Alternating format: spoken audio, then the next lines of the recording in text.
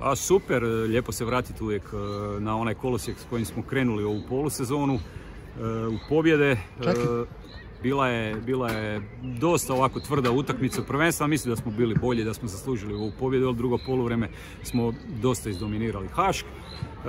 Što se tiče prošle utakmice u Trnju, a vjerojatno i to malo teme, ok, zaslužena pobjeda Trnja jer su pokazali jedan onaj karakter što treneri vole reći, pobjedili su nas iz naše dvije greške, ali idemo mi dalje, idemo u srijedu u Krapinu, idemo se i tamo pohrvati, idemo se... Pa dobro, mislim, bože moj, nama je puno igrača falilo, na kraju moglo se igrati, Ravniti su dobra ekipa, dobro igraju doma i šteta 1-0.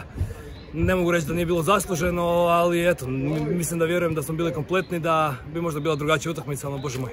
Ajde, bojica ćemo! Ajde, dođi. Ajde!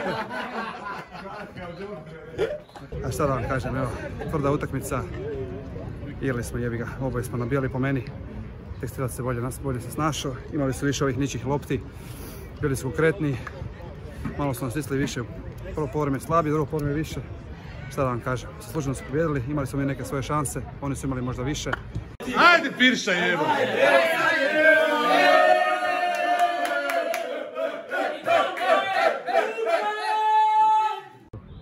Evo imamo strelca jedinog pogotka, može vaše viđenje ove utakmice? Pa, tvrda tekma sa ne puno šansi, ali evo, mi smo iskoristili svoje, jedan dobar centaršut, napokon da sam ga ja zabio, ali dobro, sad dalje idemo u Krapinu, srijedu, rekuperacija što bolja moguća i nastavak dalje.